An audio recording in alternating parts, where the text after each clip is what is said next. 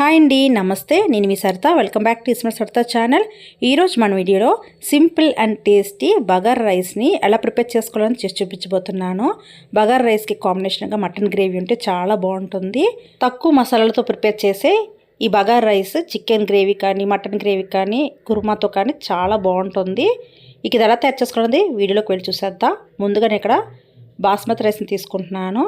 Basmati rice లేకపోతే normal రైస్తో చేసుకోవచ్చు. అయితే బాస్మతి రైస్తో అయితే టేస్ట్ బాగుంటుంది, ఫ్లేవర్ కూడా బాగుంటుంది.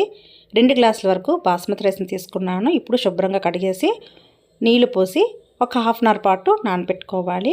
ఇప్పుడు ఈ గిన్నెని పక్కన పెట్టేసుకోవాలి. ఇప్పుడు స్టవ్ వెలిగించుకొని అడుగు మందంగా ఉన్న వెడల్పాటి పాత్రను ఒకటి పెట్టుకోవాలి. ఇప్పుడు ఇందులోకి 2 టీ స్పూన్ల వరకు ఆయిల్, అలాగే 2 టీ స్పూన్ల వరకు గీని యాడ్ చేసుకోవాలి. మీరు పూర్తిగా గీతో కూడా తయారు చేసుకోవచ్చు. ఇప్పుడైతే ఆయిల్ అలాగే నెయ్యి కాస్త వేడైన తర్వాత ఇందులోకి బిర్యానీ ఆకులు వేసుకోవాలి, అలాగే షాజీరాని యాడ్ చేసుకోవాలి. ఇందులోకి 2 మరాఠీ మొగ్గలు, 3 ఇలాచీలను వేసుకుంటున్నాను, అలాగే ఒక పెద్ద సైజు ఇలాచీని కూడా యాడ్ చేసుకుంటున్నాను. ఇందులోకి చిన్న ముక్క దాల్చిన చెక్కను కూడా యాడ్ చేసుకోవాలి. ఇప్పుడు ఇందులోని జాపత్రి అలాగే రాతి పువ్వును కూడా యాడ్ చేసుకోవాలి. ఇందులో మసాలాలు అనేవి కొంచెం తక్కువగానే యాడ్ చేసుకోవాలన్నమాట. అలాగే 4 లవంగాలను యాడ్ చేసుకుంటున్నాను, అలాగే ఒక స్టార్ పువ్వును కూడా యాడ్ చేసుకుంటున్నాను. వీటన్నిటిని కూడా ఫ్రై చేసుకోవాలి. ఇంతేనండి మనం తీసుకోవాల్సిన మసాలాలు. ఇంకా ఎక్స్ట్రాగా ఏమీ యాడ్ చేసుకోవాల్సిన లేదు. వీటి ఫ్లేవర్తోనే రైస్ చాలా బాగుంటుంది. అలాగే ఒక మీడియం సైజు ఉల్లిపాయని చిన్న ముక్కలుగా కట్ చేసుకున్నాను.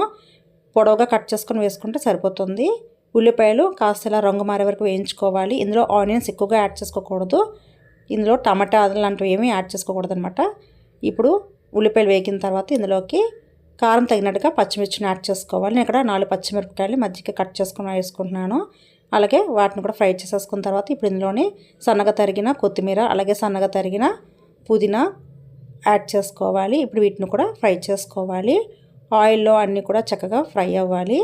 ఈ బగారా రైస్లోకి మసాలా కానీ ఆయిల్ కానీ చాలా తక్కువగానే యాడ్ చేసుకోవాలి. ఇలా అన్నిటిని కూడా ఫ్రై చేసుకోవాలి. ఇలా ఫ్రై చేసుకున్న తర్వాత ఇప్పుడు ఇందులోకి అల్లం వెల్లుల్లి పేస్ట్ని యాడ్ చేసుకోవాలి. నేను ఇక్కడ 1.5 స్పూన్ వరకు అల్లం వెల్లుల్లి పేస్ట్ని యాడ్ చేసుకుంటున్నాను. ఫ్రెష్గా దంచిన అల్లం వెల్లుల్లి పేస్ట్ అయితే ఫ్లేవర్ చాలా బాగుంటుంది. ఇప్పుడు ఈ అల్లం వెల్లుల్లి పేస్ట్ కూడా పచ్చివాసన అంతా పోయే వరకు ఫ్రై చేసుకోవాలి. సిమ్లో పెట్టుకొని చక్కగా ఫ్రై చేసుకుంటే ఏవి కూడా మాడిపోవండి. చక్కగా ఫ్రై చేసుకున్న తర్వాత ఇప్పుడు ఇందులోకి కాస్త కసూరి మెతిని యాడ్ చేసుకుంటున్నాను. ఇది ఆప్షనల్ అనమాట, మీకు ఇష్టమైతే యాడ్ చేసుకోండి. కసూరి మెతిని కూడా యాడ్ చేసుకుంటే చాలా బాగుంటుంది. ఇప్పుడు మళ్ళీ ఒకసారి కలిపేసుకోవాలి. ఇందులోకి మీకు కావాలనుకుంటే జీడిపప్పును కూడా యాడ్ చేసుకోవచ్చు. నేను ఇక్కడ యాడ్ చేసుకోలేదు. ఇప్పుడు ఇలా చక్కగా ఫ్రై చేసుకున్న తర్వాత ఇప్పుడు ఇందులోకి వాటర్ని యాడ్ చేసేసుకోవడమే. వాటర్ అనేది మనం రైస్ బట్టి తీసుకోవాలి. 2 గ్లాసుల రైస్ని తీసుకున్నాము కాబట్టి 3 గ్లాసుల వరకు వాటర్ని యాడ్ చేసుకోవాలి. ఇప్పుడు రైస్కి తగినట్టుగా సాల్ట్ని యాడ్ చేసుకోవాలి. వాటర్ని ఒకసారి మిక్స్ చేసుకోవాలి. సాల్ట్ అంతా కలిసేలా కలుపుకున్న తర్వాత వాటర్ టేస్ట్ చెక్ చేసుకోవాలి.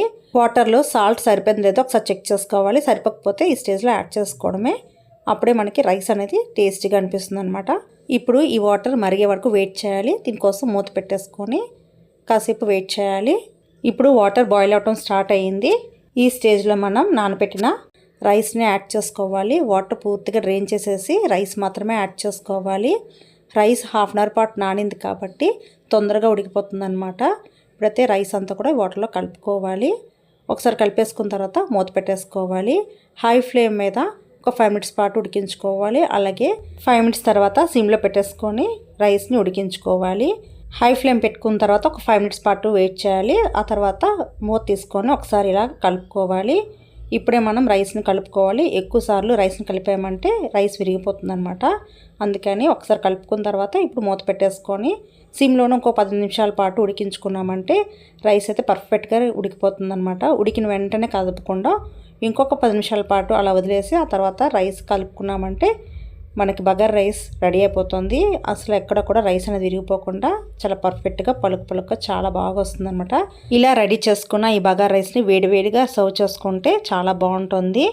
ఈ బగారా రైస్లోకి చికెన్ గ్రేవీ కానీ మటన్ గ్రేవీ కానీ చాలా బాగుంటుంది. స్పైసీగా ఉంటే చాలా చాలా టేస్టీగా ఉంటుంది. ఎగ్ మసాలా గ్రేవీతో కానీ, పన్నీర్ గ్రేవీతో కానీ, మష్రూమ్ గ్రేవీతో కానీ, ఆల్ మిక్స్డ్ వెజిటేబుల్ గ్రేవీతో కానీ చాలా చాలా బాగుంటుంది. ఈ బగారా రైస్ వెజ్తో కానీ నాన్ వెజ్ మసాలా గ్రేవీస్తో కానీ చాలా బాగుంటుంది. ఇక్కడ నేనైతే మటన్ గ్రేవీతో సర్వ్ చేసుకుంటున్నాను. ఈ మటన్ గ్రేవీని నేను ఎలా ప్రిపేర్ చేసినాను చూడాలనుకుంటే వీడియో ఎండ్లో మటన్ గ్రేవీ యొక్క రెసిపీని లింక్ చేస్తాను. అలాగే పైన ఐకార్డ్లో కూడా ఇస్తాను, డిస్క్రిప్షన్ బాక్స్లో కూడా లింక్ ఇస్తాను, తప్పకుండా చూడండి.